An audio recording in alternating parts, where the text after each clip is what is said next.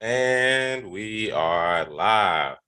Good morning, Crypto Warriors, and welcome back to another episode of the Gentlemen of Crypto. It's Monday, March 6th, and I'm your host, Bitcoin Zay, here to bring you some great news around the industry from this week, from this weekend. Had a lot of interesting things happen. And as far as stories this week, our top story is Binance tried to hire Gary Gensler in 2018 for closer ties with U.S. regulators. Naira, redesign no more. President's directive canned by Nigerian Supreme Court. Is the IMF shutting the door prematurely on Bitcoin as legal tender?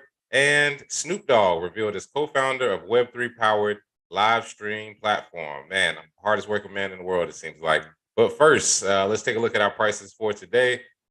Not a lot of movement either way, but Bitcoin's price is at $22,471, up 0.1%. Ethereum at $1,572 is up 0.14%. Binance Coin at 287 is down 1.4% today. XRP sitting at 36 cents, down 1.5% today. Cardano at 33 cents, down 1.5% today. Polygon at 113, down 1% today as well. At number 9 is Dogecoin, sitting at 7 cents, down 1.4%. And rounding out the top 10 is Solana at 2088, down 1.82% today. So some of our trending coins include Steppin, Pancake Swap, and for some reason, Terra Classic is somehow trending. Man, you gotta love the crypto market. And some of the recently added coins for our DGens, if you want to do a little dumpster diving, the Central Wood. This sounds like a gentrified area in Miami. Halo NFT official, which was probably going to get sued for copyright infringement, and Doge CEO, which has to be an unserious 15-year-old who's just keeping the wave going. But DGens, there you go. If you want to dumpster dive, those are your coins for today. And let's take a look at some of the people who are in the chat. BK Crypto, Fanteezy, Chloe Dior, Reno Gamble, Larry N, Goodness Uchi, Humney Developer, Chris Minka, what's up, what's up?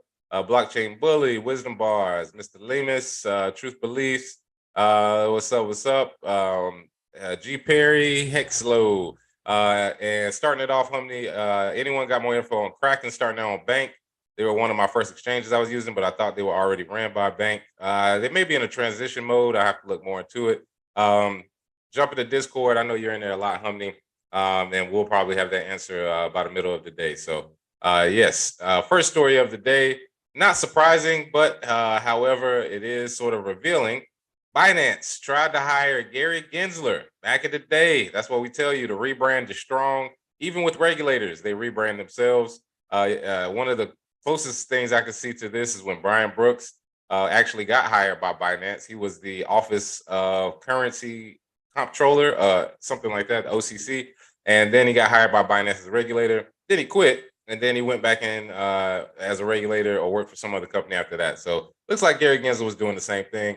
The SEC chairman was approached by Binance in 2018 and 19 while he was teaching at MIT. And Binance sought to hire Gary Gensler as an advisor before he became chairman of the United States Securities and Exchange Commission.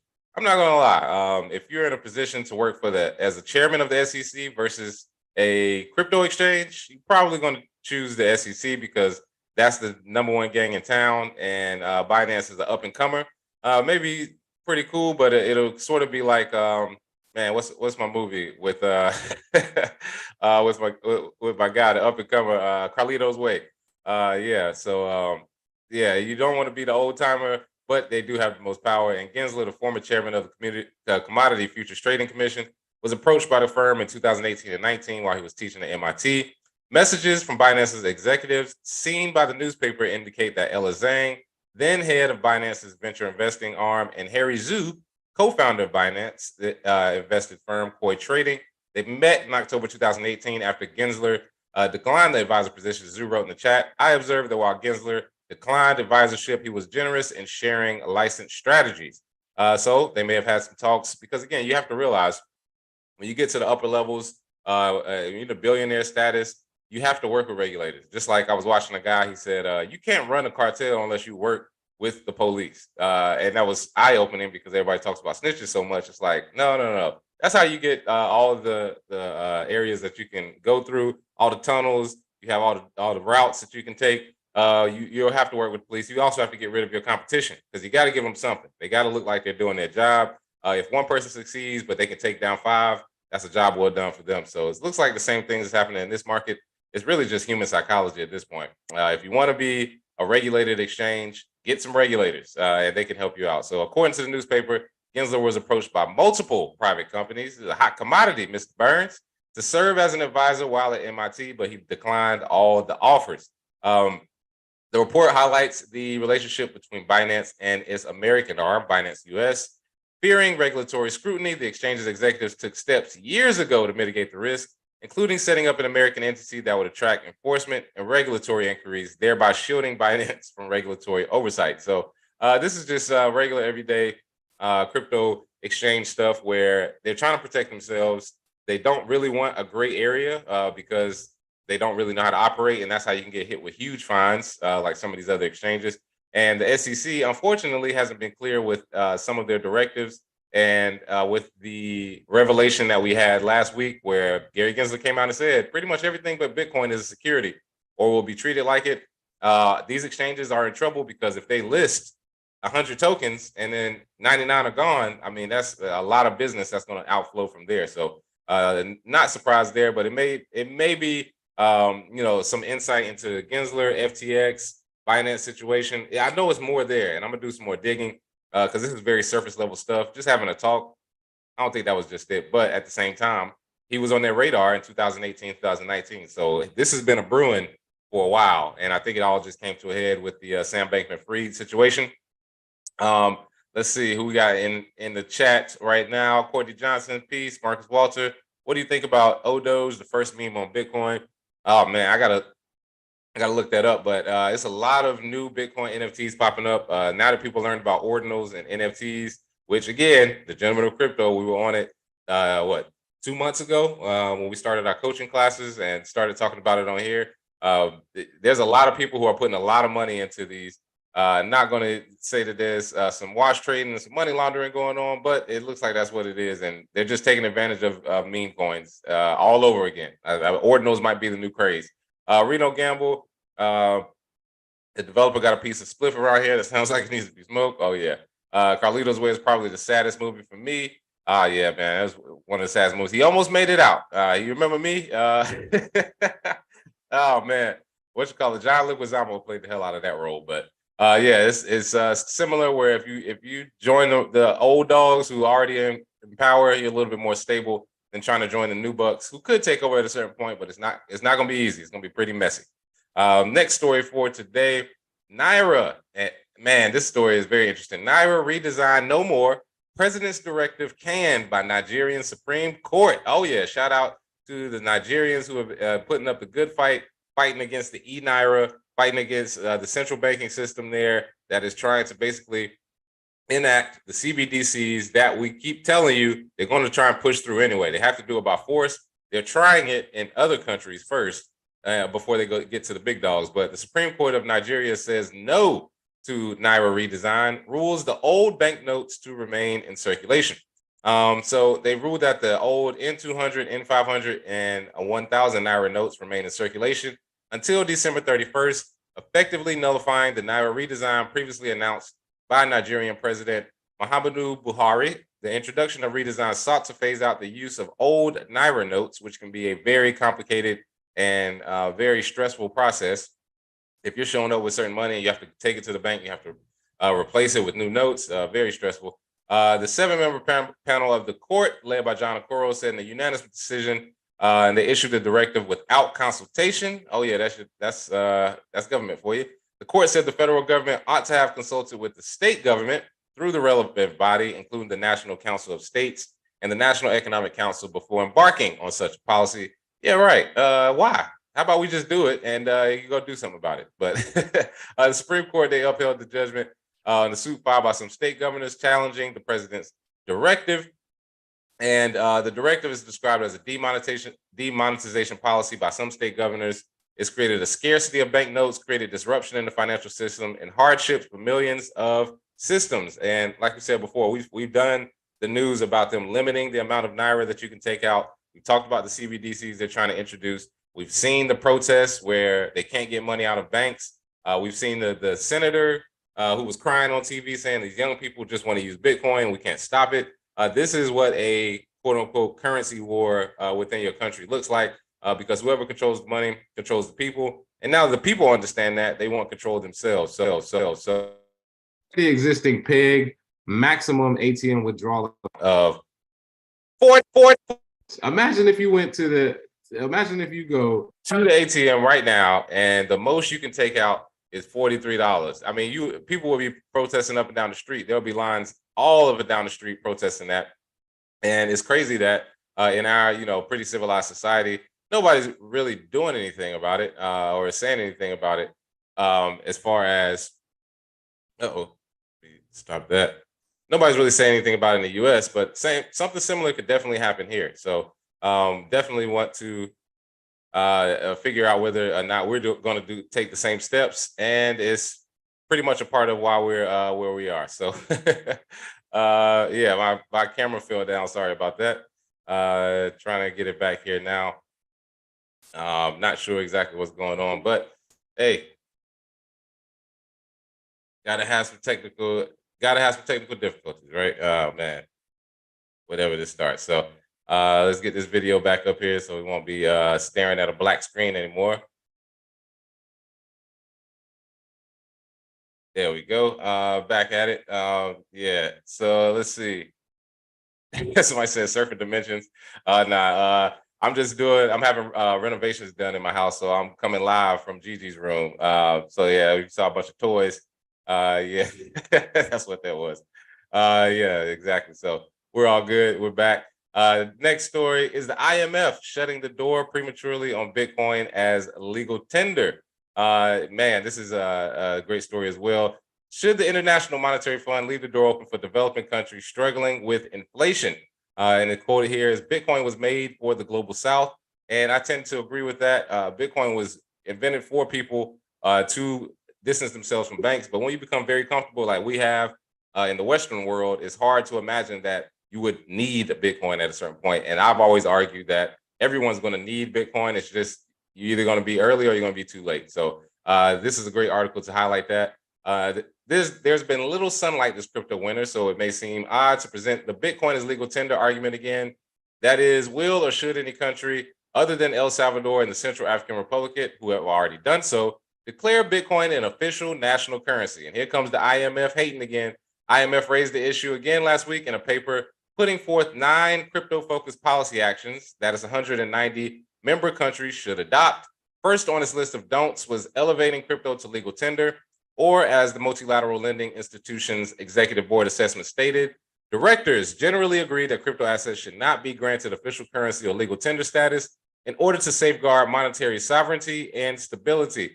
All that means is you can't make Bitcoin legal tender, because then it would threaten us, because then we would be sitting there looking stupid when Bitcoin succeeds. Like, well, why didn't our country adopt this legal tender? Why would we use the IMF loans? Why would we take your money? And that's the main way the IMF stays in control, and the way that they control these leaders. Everybody thinks that their leaders are leaders. No, they're middlemen at best.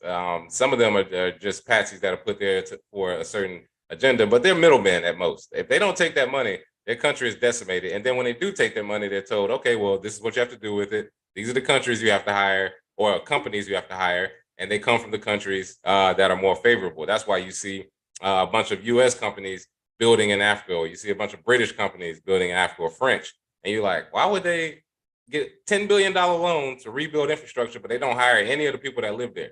It's because if you take that loan, it comes with stipulations. And if you go away from that, like in El Salvador, they really don't like President Bukele right now, or Central African African Republic. That's a problem, because now you've disintermediated yourself from the banks, which is the whole point of Bitcoin. I don't get it. I don't get what they get through their head is, if Bitcoin is going to succeed, which it will, you're not going to have a job, or your job is going to drastically change to where you're going to have to concede to a Bitcoin standard. So the IMF shutting down is not surprising, but this is how you push back.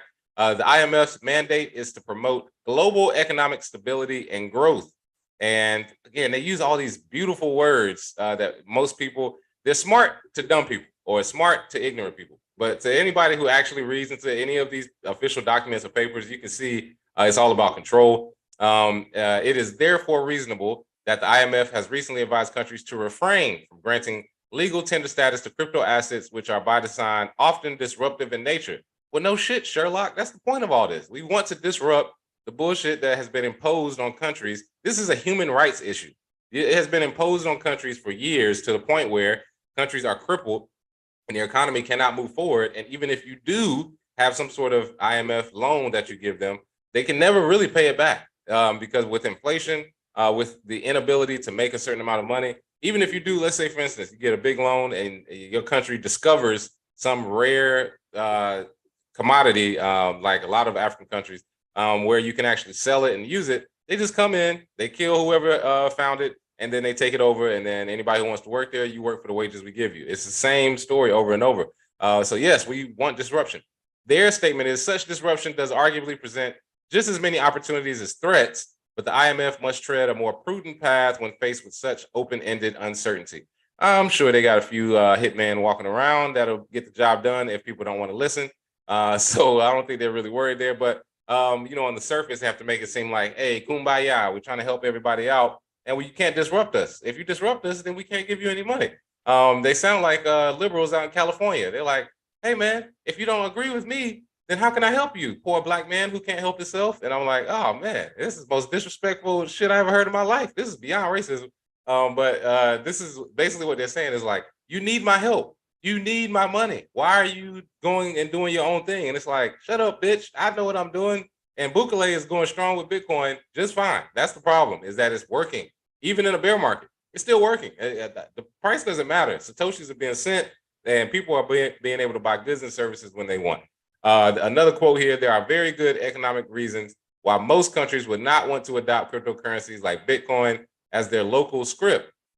James Angel, associate professor at Georgetown University's School of Business. In short, they don't want to lose the profits from printing their own money or the economic control of the economy that fiat currencies provide. Yes, he put it in a very succinct manner, much more succinct than I would have put it, because at this point, I'm done being nice and done trying to have niceties and these nice verbs and quotes where people can actually absorb it, because these people need to understand we don't need them. And if anybody saw when I was on Fox News that time, and the lady asked me, it was like, well, what would you say to people who are wary about the Bitcoin market? And I told her, I said, just stay out. How about that? How about we don't need you? And that's when they start getting the messages when people are like, we don't want to work with you.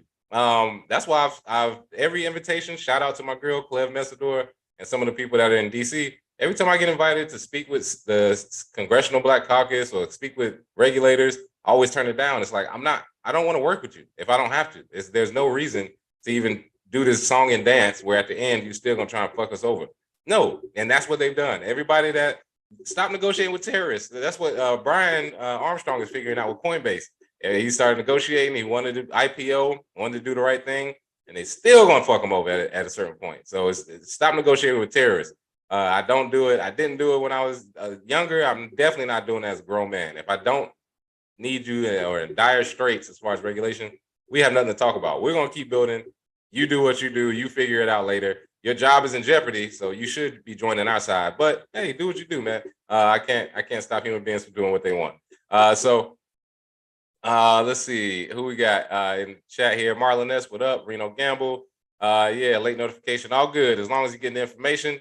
DJ Sahara, monetary sovereignty. Oh yeah, and they use these great words, safeguard sovereignty. When the hell have y'all ever tried to keep somebody safe? This is the funniest shit ever, is that they use these words, they sound good, they sound professional, and again, they sound good to people who don't know what they're talking about.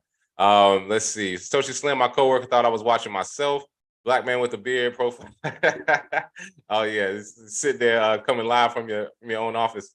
Yeah, shout out to Loco. Man, respect to Zay for holding strong. Yeah, I've turned down a lot of, especially in the last 2 years, my managers think I'm crazy. I've turned down dozens of opportunities, dozens of conferences, meetings I'm supposed to have with people. Because one of the things that I do, which is hilarious to me, is every time somebody, wants to meet and build and come up with ideas, the first thing I do is look and see if they're part of the World Economic Forum. And like 6 out of 8 times they were. And I'm like, where did y'all come from? It's just descended on me like 2021, 2022. And same thing, if they're regulators, I'm looking at you sideways. We can be cool, like as a human being, you're cool, but you gotta understand your job is gone if this works. So stop trying to pretend like you're trying to help us out and be safe and sovereign and come up with ways for us to regulate it. That's bullshit. I've seen too much happen in this industry. We've seen Reggie get fucked over by the SEC. We've seen Kraken get fined. We've seen Library get taken to task. We've seen a bunch of companies shut down before they could even start. We've seen crippling of innovation by people simply because they want to work in tech industry. We've seen the congressional the congressional hearings where people call it creepy dough. You have senators who are trying to explain to us that we're immature, that we don't know what we're doing, that we should stick with the current policy we have. We got Pocahontas, aka Elizabeth Warren, fighting against it. We got Greenpeace telling us to clean up the code. We got how many people are trying to shut down mining in New York. We have the bit license. You have Wall Street bankers. You have tech titans who are trying to tell us they're not going to implement it. You have everybody fighting against it. Bitcoin has supposedly died thousands of times because people have been fighting against it, but you want us to work together. Hey, man, fuck you. This is retarded. And to even think that we should be in cahoots. And that's where I'm at with it. Like some people are like, well, we can figure out a way to live in kumbaya. That's never how it is. It's not going to be an easy fight. You're going to have to figure out how to be self-sovereign. And you're going to have to, at some point, become disagreeable. I think some people are very agreeable. They want to work with people. I'll hang out with people at conferences. We can go have a drink. We can have a great time. As soon as you start trying to tell me about how we can work together, I'm going to go remind you. If Bitcoin works, your job is not needed. So you either need to join us or you can get the fuck on. That's pretty much how it is. I have family members who work for banks. I tell them all the time. I said, you're going to be unemployed in the next 10 years because your job is going to be useless. Some of them, it already happened to. It's all those crazy 10 years ago. And I was like, they don't need you. I mean, going to a bank now, it's one person. It's all automated. And that's the fight we have to remember. So whenever you see IMF or any of these three-letter organizations and they're trying to help you and help countries or whatnot, man, it's all propaganda. I wish I could find that. I forget the guy's name, that book on propaganda. If you read that, you'll see how brainwashed a lot of people have become when you use the education system, propaganda, and a lot of things. People are so, brainwashed at that point, you can't convince them. So you have to shock them. You basically have to say, oh, yeah, we don't need you. We don't care about anything you're talking about. And that'll get the wheels spinning like, hold up. Why all these people, they don't like what I'm doing? Right? No, we don't care, man. Get out of here. Get out of my face. At this point, let's look at some of the comments. Local, being able to turn down shit is real. Power, having options is freedom. Not having to choose is power. Oh, yeah. Mudhog, I won't eat the damn bug. Unfortunately, some of you already are and don't know it, but you're right.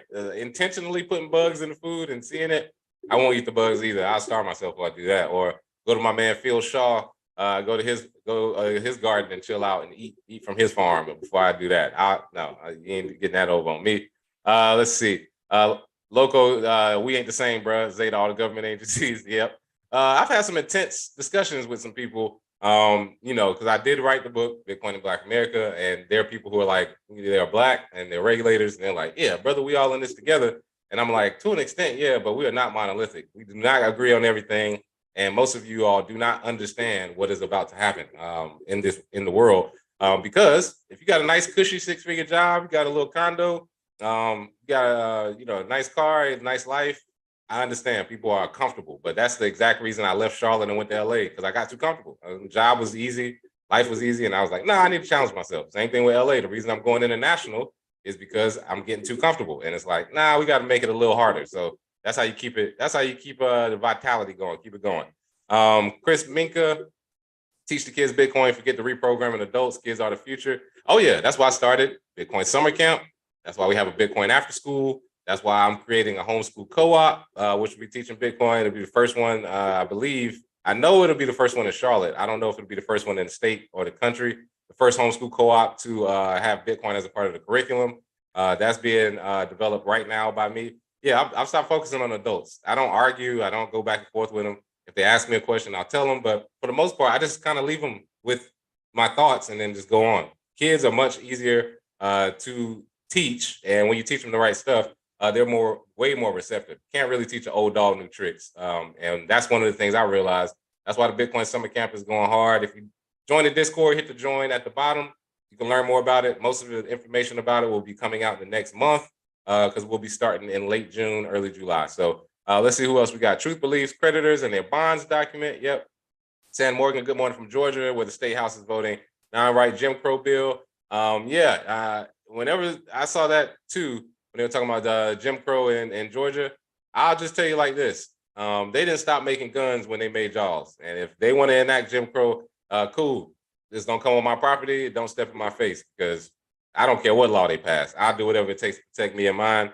And if they do pass that law, get up out of there, or you got to have some push politically. I don't do politics that much, because to me, it's too much talking. Niggas talk way too much for me. And I'm like, get to the fucking point. And there's way too much bureaucracy in between. And you got to go through a middleman who has to ask another middleman who has to ask the assistant of the assistant governor. You're like, man, what the hell? We ain't never going to get shit done. They can pass whatever law they want. Don't matter to me. You can basically do what you want. You can think how you want, but they didn't stop making guns when they made yours. That's all I gotta say. So those Jim Crow laws, they shouldn't affect you too much if you're on point. Let's see, Loco, are your programs funded or is that out of pocket? The first one was out of pocket. My first book tour was out of pocket. Bitcoin Summer Camp was out of pocket. I did get funding from private donors who donated Bitcoin. That's why I love the Bitcoin community. If you create things in this market, they'll freely give you Bitcoin. And this summer, some of it will be out of pocket. Some of it will be by donation, because it's done through my nonprofit, Innovative Learning, which is a family-run nonprofit that focuses on education. And we're integrating Bitcoin and coding. This summer, we're taking it up a notch. So yeah, mostly out of pocket and donation. I don't really go seeking money or investment. Never have. We never have, the gentleman of crypto, but yes, all donations. And if you do it yourself, it's a lot sweeter at the end. You can make your own rules.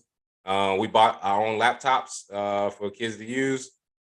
We have this summer trying to get them cell phones and then have a more robust online presence, because we had kids via Zoom, but we want to make it more interactive so they can do stuff online as well. So yeah, once we get that out, I'll post the QR code. If you want to donate, you can, and we'll figure it out. So last story of the day, my second favorite rapper of all time.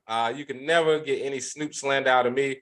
My boy Snoop Dogg revealed as co-founder of Web3 powered live stream platform. This may be, I don't know, who do you in the chat, tell me, who do you think works harder, Snoop Dogg or Shaq? Who has more jobs or has more projects? Because I swear you see them both everywhere. Whoever their managers are ridiculous. And living in LA for a long time, you get way more opportunities, but damn, come on, Snoop Dogg and Shaq, y'all taking over everybody's project. But Snoop Dogg, he had considerable presence in the Web3 creator movement since NFTs first gained popularity in 2021. American rapper and actor Snoop Dogg has been revealed as one of the co-founders of a live streaming app called Chiller. I guess that's a nod to Triller, maybe, I don't know. Adding to yet another Web3 partnership with a well-known hip-hop artist. The app is described as a live broadcast platform that aims to combine Web3 tech and real-time live streaming content. The rap star has been named as a co-founder of the app, along with tech entrepreneur Sam Jones. And of course, again, you can't get any Snoop Dogg slander out of me. But one thing I will say is him putting his name on these projects basically ensures its success, which is, that's great for marketing. We give you $1 million, we're going to make 10 million. Or if we give you 10 million, we're going to make 100 million. That's basically how it is with Snoop. And his son, shout out to his son. His son is extremely smart. I interviewed him when I was on CoinDesk, and he's, been at the center of a lot of this with the metaverse and with NFT projects. So shout out to him. He's released his own. In April last year, he partnered with Sandbox to launch an NFT collection called Snoop Avatars and released a hip hop single called A Hardworking Man, which had a 50,000 piece NFT drop. So I mean, you can look through his list. He's done a bunch of NFT projects, and he's definitely not going to stop. He's big in the Web3 space, and hopefully get to meet him one day. Was supposed to a while back. Got to see his son, but yeah, hopefully link up with him and try and sneak him over to the Bitcoin side a little bit more. No problem what he's doing, but definitely want to get him more. Let's see. Somebody said The Rock got both of them beat. Yeah, it might be The Rock too. The Rock, Shaq. I just think The Rock, he doesn't have as much influence in my industry, so I may not see it as much. But yeah, Shaq, Snoop, The Rock, these dudes never stop working. Let's see, a couple more comments before we get out of here. Loco, Snoop don't know shit about Web3, but his managers do. Like I said, you don't have to. He's Snoop. All I gotta do is show my face. And his son is very knowledgeable about Web3. I think he's created over a dozen projects so far. So At the same time, it's Snoop. I think he knows enough to get it going. He gets it. He gets the point of it. He gets the decentralized nature of it. Puts his face on it, and then he rocks out. I mean, he's an entertainer, so that's how he makes his money. And like I said before, you will never get any Snoop slander out of me. That is my entire childhood. That is the whole reason. Him and Kobe was the whole reason I wanted to move to LA since I was a kid. So shout out to Snoop, and shout out to the whole team that's helping him there. And that is our show for today. Make sure you hit that join button at the bottom, right below. Join us on Discord where the hard conversations happen, answering questions. We got the 10-4 Toboggan group, Warrior Chat popping. We have a lot more insight coaching group. Shout out to you guys. We'll be on